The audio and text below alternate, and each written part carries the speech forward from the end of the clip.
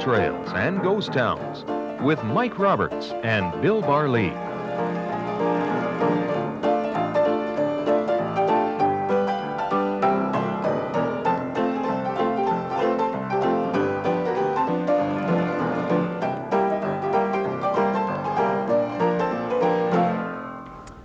Welcome to Gold Trails and Ghost Towns. I'm Mike Roberts, and with me is Bill Barlee, who for years now has been telling me stories about gold trails, ghost towns, silver, lead, zinc, and all sorts of other interesting stories.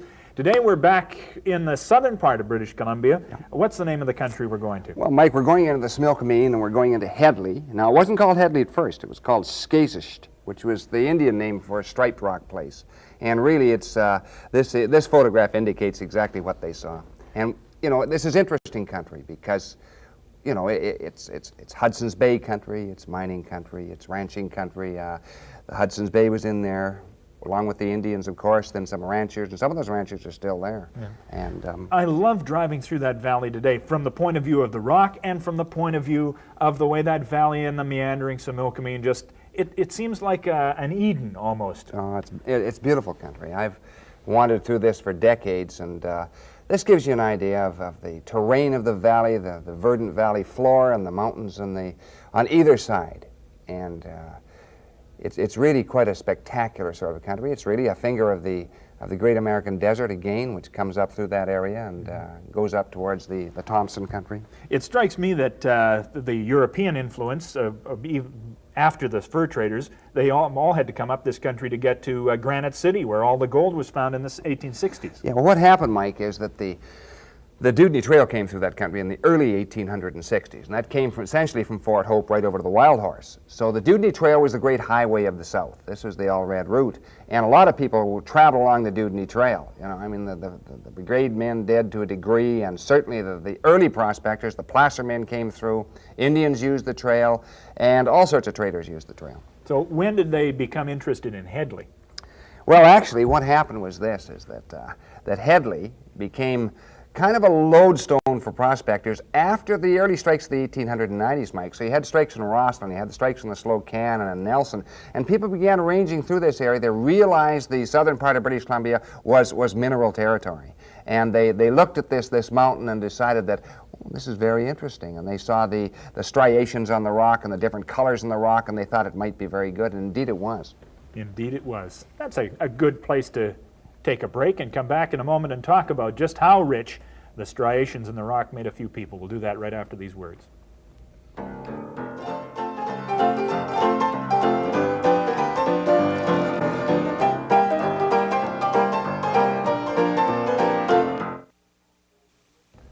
Welcome back to Gold Trails and Ghost Towns. Mike Roberts with Bill Barlee. A neck of the woods called Skasisht by the Indians, striped rock, yeah. But it's gone through a lot of changes since then. Yeah, well, the whites, because the Dewdney Trail came through, which was the British route on the Canadian side of the line, yeah.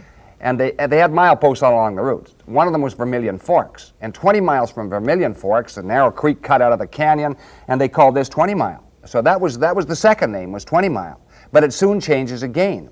Because what happens, a guy called Peter Scott comes in, Mike, and he's down on his luck. He's a prospector, he's a wanderer, he's a tramp miner, really is. And he came from the Slocan district, didn't make a stake there, but he's staked by a guy called Robert Hedley. And Robert Hedley was a far-seeing individual. He was head of Hall Mines in Nelson. So he stakes Scott, and Scott goes up a mountain which later became known as Nickelplate. Mm-hmm. Not at this time, unnamed at this time. And he goes up this mountain at several thousand feet. He stakes a claim which he thinks is very good. He calls it the Rollo. Now the Rollo is right in about the middle of this shot. And we see these claim sizes. How big is a claim? Well, a claim is 1,500 by 1,500 feet, so it's around 40 acres. And his claim, the Rollo, is nice and square, because I guess he's the first one on the mountain, and he figures it out perfectly. Well, for sure. Yeah. All right, that's the claim map. We're going to be hearkening back to this map in just a little while because it keeps cropping up in this. Yeah. Now, what did these guys take with them to do this kind of work? Well, originally they took a pick, always took a pick, yeah. And they take a bag to carry ore samples down, and sometimes they take something like this. This is a killer. How come I always get the heavy work? And then I had to do something with a brake for a And this is a little beauty, and it's a mortar and pestle, but it's an automatic, one of the automatic mortar and pestles. Automatic, you can use arm power on it, and of course the ore would go in there and crush it down to a fine powder, and they'd see if there was any free gold in there, Mike. And of course it is really quite a nice artifact from the Old West.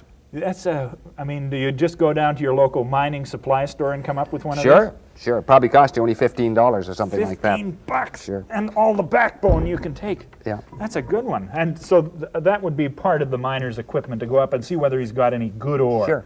Obviously, Mr. Hedley staked the right guy because the roller was pretty rich. Yeah, but he should have staked some more, and he didn't. He only staked one claim. This is interesting because two Swedes follow him in. Jacobson and Johnson, and Jacobson is a fairly experienced miner, so is Johnson. And they go in there and they stake two more, and they're following. They go past the Rollo and they stake the Copper Cliff, which is kind of interesting, and another one called the Mound. And both those are fairly good claims, but they only stake two. And that's is it because of the energy required to work a claim was such that it was foolish to, or did they think that they had it? They always. The miner stakes a claim, he thinks that's it. But they're followed by two guys who are so green it is astonishing, absolutely astonishing. Two young Englishmen, Arundel and Wollaston. They come in there, and it's kind of an interesting story, Mike. What happens is this. They're camped at the bottom of 20 Mile, and they have never staked a claim before. And across the creek, across 20 Mile Creek, is another camp of veteran prospectors.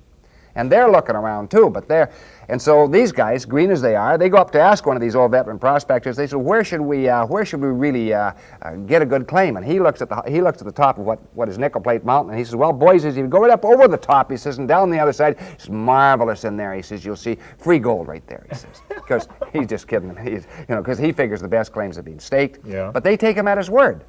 Takes them 2 days to go up this precipitous area, and a very precipitous area, tough to get into, and very tough then because no trails. And they go up over the top, turn around, and they come across magnificent ore. It's a rotten red bedrock with a coppery tone to it, and there is actually free gold in the ore. And they take about 8. They stake 1, 2, 3, 4, 5 claims: the Horsefly, the Bulldog, the Sunnyside, the Nickelplate, that's very interesting, and finally the Copperfield.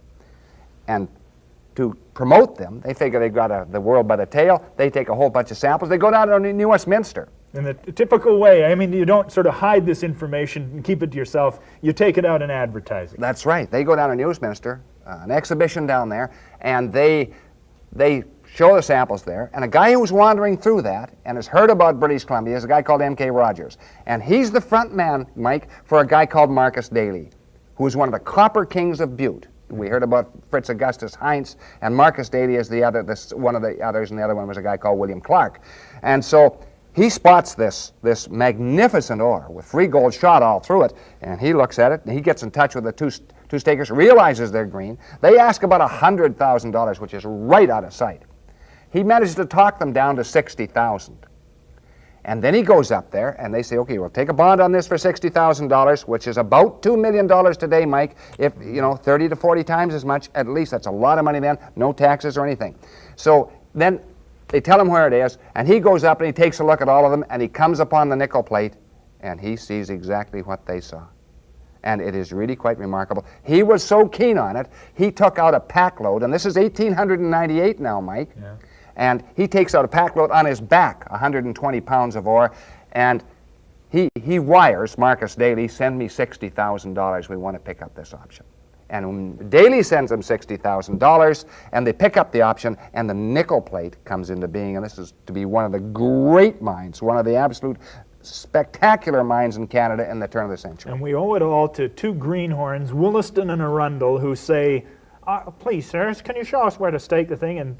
And they happen on it. That's right. What a piece of dumb luck, eh? Well, what a yeah. marvelous piece of dumb luck. They, of course, they think they have the golden touch. They never do hit another magnificent find like that. But with $2 million in their pocket, or the equivalent of $60,000 in their pocket, they're fixed. Sure. And so we have 8 claims staked on the mountain, and then we have a lot of other claims staked on the mountain.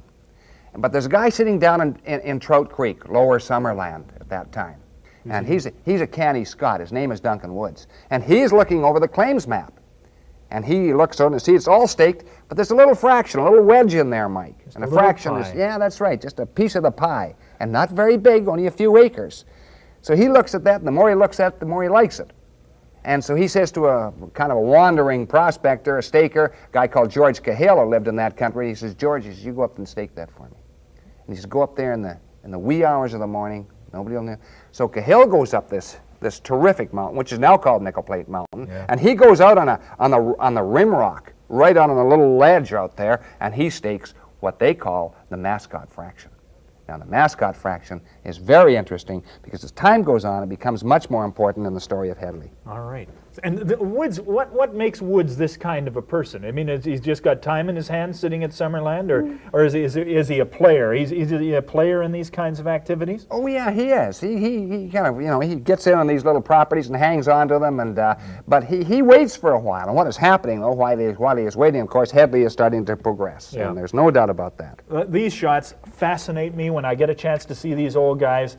And all sorts of artifacts are visible. These guys have got those lights on their helmets. Sticking Johnnies. Yeah, 3 of these guys are miners. And interesting, Mike, the second one from the left is Johnson, one of the original stakers of the mound and the Copper Cliff. And he probably has this property. But the guy fourth from the left, or second from the right, is tallest of them all. That's right, is a guy called Nick Picard. And Nick Picard is a very interesting guy because he's a real character. He is always down on his luck. He is usually broke, but he likes beer.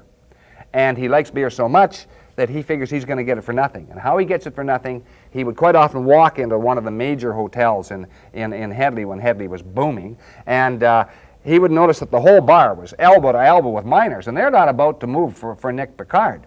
Well, he has a way to make them move. Mm-hmm. He takes off his Mackinaw, and out of his Mackinaw slithers a great, big, huge rattlesnake. And the bar is clear. And of course, Picard sits down. And of course, there are a lot of glasses that haven't even been touched because he's got it scattered outside. They don't want to fool with a rattlesnake. And he just helps himself, and the drinks are free, and he has as much as he wants. And he pulled that stunt many times. Very interesting character. And he avoided being bitten, I presume? Oh, yeah, he'd defanged it, but they didn't know that. I wonder if that'll work somewhere else. I don't know. Look at all of this stuff that gets moved into the area has to come from somewhere. What is this piece of equipment? Yeah, well, that's one of the early boilers that comes into play, and it's really a magnificent effort to move that up the hill, and they had to move it up a hill that's carved out a sidewinding hill going all the way up to the top, and that goes into the nickel plate. And they would have shipped that in, or trucked it in, or freight wagoned it in from where? Yeah, probably came in by train, probably, or possibly in over the route from Penticton. Just have been a rough go anyway. Yeah. And this is one of the early hotels, and this gives you an idea, one of the log hotels in Hedley. And Hedley is starting to get going just after 1900, and it's really becoming and there were merchants are starting to move in. This is W.T. Shatford, and he was an MPP, a member of the provincial parliament, a very well-known guy, an entrepreneur, a mining promoter, but he has some competition too, Mike. This is Mr. Schubert. Look at all his customers. Oh, yeah, he's one of the main rivals of Shatford, and they're all standing out there. Schubert's on the way. He wants to get in on the ground floor, and Hedley's becoming quite a city, Mike. And I just see some of the things that you've managed to pick up for your collection. This is a seltzer bottle, siphon, yeah. Siphon, and written right on that sort of acid engraved Similkameen Bottling Works, Hedley City. Oh yeah, that's really marvelous, Mike, because they thought Hedley was going to become a city. It was going to be another Nelson or a Rossland or a Phoenix, you name it. And there was reason for that, Mike, and the reason was this, is because down the hill from the Nickel Plate and the Sunny Side was flowing millions of dollars in ore. I mean, it came down steadily, and it came down into this plant. This was the Daily Reduction Company mill. 40 stamps in there. There's Gillespie's teams going into Penticton there, and 40 stamps going boom, boom, boom, boom, boom, Mike, steadily, day in and day out, night in and night out, all day long in many instances, and they were crushing out and getting millions of dollars in dividends. And the strange thing about it, when those stamp mills stopped booming, people missed it.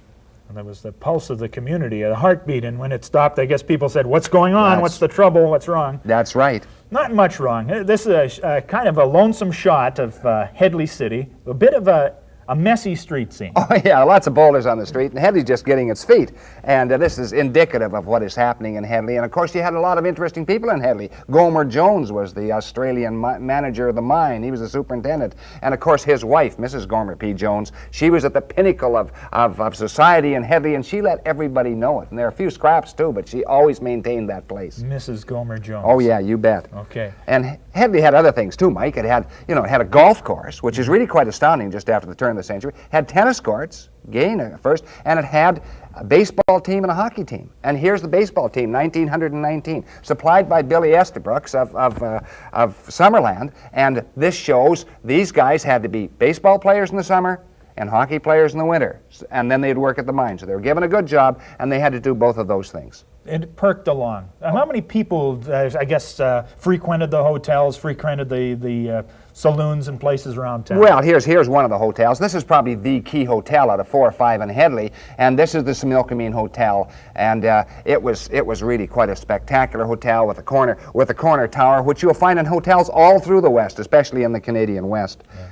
The mines, of course, kept operating. This next shot is just an amazing shot to me because it shows what you call a stope. Sure. Now, there's actually a person in that shot there. Yeah. That gives you the size of this. Well, it gives you an idea of the magnificence, of the richness of the ore. They mined this hole up to about 50 feet high, Mike, this cavern, because it was filled with ore. It wasn't they wanted a nice cavern here. That's there right. There was riches to be taken That's out. right. Otherwise, it would have been a small tunnel. So, and that is just pouring down, and of course, Hedley. And it's a dangerous job. Really, it is dangerous because a lot of the miners were killed. Here's an example, still sitting in the cemetery today. A guy called Harry Emberg. He dies in 1905 at 19 years old, Mike.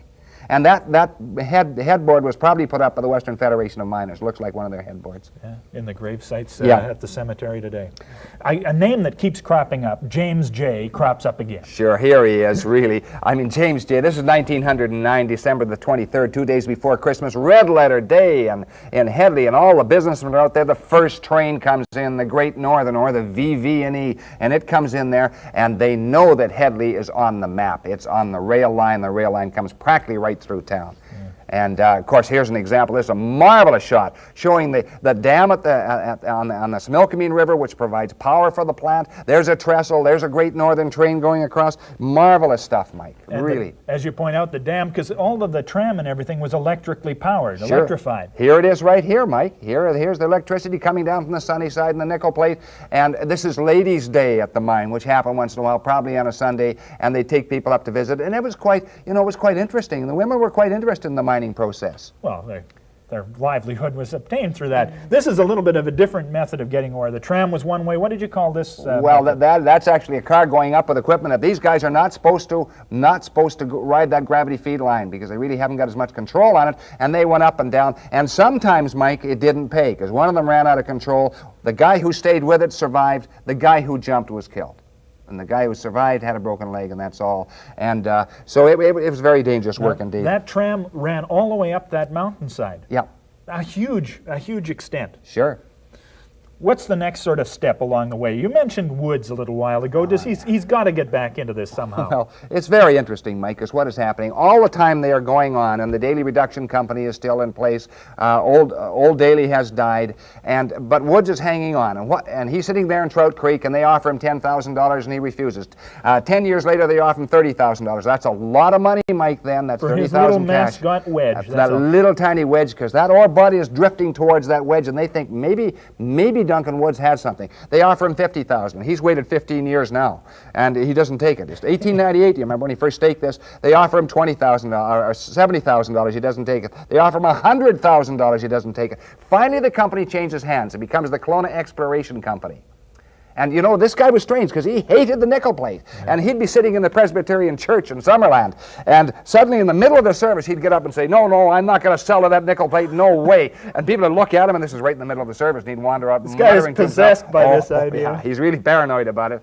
But finally, in the early 1930s, 1932, he sells for $150,000 cash. And the Nickelplate passes, at least the mascot passes into the hands of the Kelowna Exploration Company, and they go in there and mine out millions and millions of dollars of ore. But the strange thing was that he never really enjoyed it, right? Because just very shortly later, he dies, and his sister, who hadn't waited really at all, she inherits his vast fortune. What tenacity. What a sure. mistake. But I mean, 150, and he got what he needed down the road. Well, sure. Okay. We got to take a break here, but when we come back, much more to talk about in the annals of Hedley, and so little time to do it in. Be back in just a moment.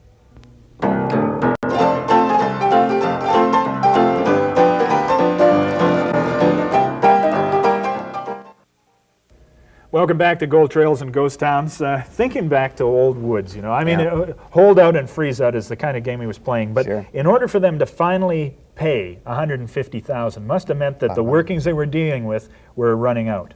Oh yeah, the Nickelplate essentially had exhausted its best ore, in fact all of its ore. So they had to go to the mascot fraction. And the mascot didn't disappoint them, Mike. What it did is produce millions and millions of dollars more, and here's what they built up on the side of the cliff. You know, they built a small town up there called the Mascot Camp. This is not just sort of mill buildings. Is this where the miners live? This is where they lived. They even had a bowling alley up there, for heaven's sakes. You roll out of bed on the wrong side, you've got a long drop to the bottom. Well, it's on the Eagle's, you know, it's the Eagle's perch. If you make a false step, you're down 2,000 feet, you're gone. And surprisingly, very few accidents up there, Mike. People were extremely cautious indeed. So in the 30s, wood sells, and for how much longer? Well, it operates right through the 30s and intermittently through the 40s and then right into the 50s, right into 1955. And between the Mascot fraction, between the Nickelplate, the Sunnyside, and the Rollo, they produce over 2 million ounces of gold. And Mike, 2 million ounces of gold today in Canadian price is over 2 million, is about $1 billion. Is about $1 billion. That's a staggering fortune from the Nickelplate Mountain. And so it was up till 1955, punching it out. Sure. The really amazing thing that I find is that if you go back there today, up on that hillside, still perches those buildings. This is a classic shot, Mike, and it's a very interesting shot because it shows you the sheer precipitousness of the area. And those buildings, as I say, are up to 5 stories tall. And it's this shot, as you come around and looking at it, sheer down on both sides. I mean, it's really quite astonishing. And of all the mining camps in British Columbia that should be preserved, Mike, I think this is the one. This is the classic shot. Still sitting there after a third of a century. It's starting to fall to pieces now, Mike, and I think it's going to crumble, but it should be saved because really there's nothing else to match it on the Pacific slope. It's remarkable, and you can see as the shot continues, catwalks down the faces of cliffs and down the ridge lines. You can just see a staircase going down the ridge line on the left there that these miners walked every day to and from work in all the weather. And that's right, in summer and in winter. And they were icy, and of course they did have rails on them, but by golly, you know, it really is quite fascinating because this is still mining country, you know, Mike, and there are people still prowling around this area looking for another Nickelplate, looking for another Hedley Mascot, looking for a Rollo or a Mound or all the rest of it. And they're still mining up at the top. Their Mascot is still up at the top, pulling in. It's now Corona Corporation that's doing it. That's right, practically 100 years later. Isn't that remarkable? And as technology gets better, will we be able to extract even more from that area? There are people looking across the valley, Mike, very interesting. Yeah, I've heard about how you're maybe one of those people finding little bits of this and that that enthusiasts find. Float ore. Float ore, okay. That's just a part of Hedley. Hedley is such a big story, we could go on for probably another show, and we might do that in the future too, but if the story of Hedley has fascinated you, join us next week as we talk more about gold trails and ghost towns in British Columbia. I'm Mike Roberts for Bill Barley. Have a good evening.